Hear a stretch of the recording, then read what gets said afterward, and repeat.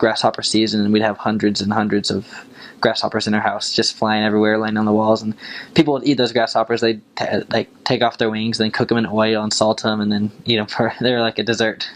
So it's lots of grasshoppers there.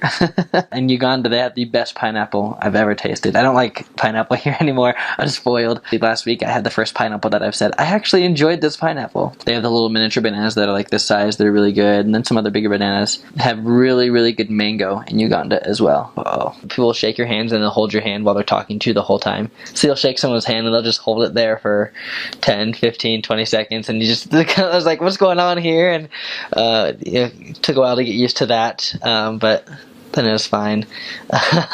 Normal weather is hot, really hot. It didn't rain too much, but you could tell when it was raining, it just started getting really windy. Once you felt the wind, you knew you had about 5 minutes until it started just pouring, and usually it would pour really hard for about 5, 10, maybe 15 minutes.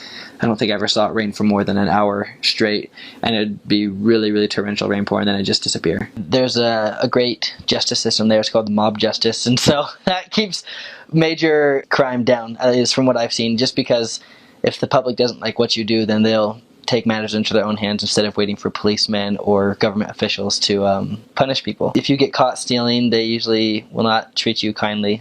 For instance, on Mother's Day, I had been calling and talking to my parents, and we just saw a guy who walked across the street naked and kind of beaten up, and the bishop said, oh, he looks like he just got caught stealing.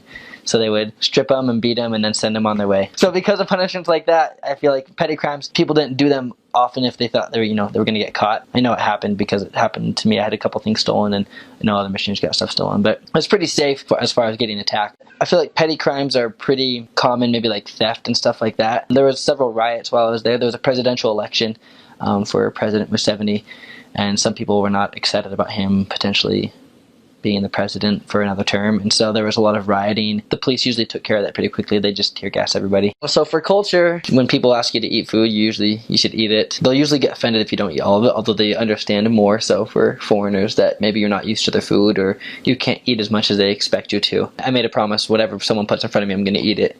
And then if I have something that I know makes me sick, I'll let them know, hey, I can't eat this because it makes me sick. But typically you always eat whatever they give you. They're very, very familial. They'll drop almost anything to go. People will drop anything to go visit their family. If their family's sick, if their family needs help, whatever it is, people will visit their family, and they love their family a lot. Something that was kind of a joke is if you were teaching someone you couldn't find them, you'd say, oh, they probably went to the village. Just because people would randomly disappear and then come back through. Because, oh, I was in the village visiting my family. They'd give no warning. It's just, oh, I was in the village, or I went to the village. Or someone would disappear like, hey, where's this person? Oh, he went to the village. When's he coming back? I don't know. Another joke that missionaries would have is, oh yeah, I'm coming in 5 minutes, because people would say that you'd make an appointment with someone for 3 o'clock, and you'd call them at 2:50, and they are you coming? Like, oh yeah, I'll be there in 5 minutes. And then you call them at 3:15. It's like, oh yeah, I'll be there in 10 minutes. Like, but 30 minutes ago you said you'd be here in 5 minutes. Like, oh yeah, I'm coming. And then you call them, and then you just after 30 minutes they're not there. He's like, okay, I'm giving up. And then you call them, oh sorry, I was coming and then I stopped coming. I was just like, are you kidding me? There's so much culture there. It's great. I love it so much. So you really learn to love the people and everything that they do.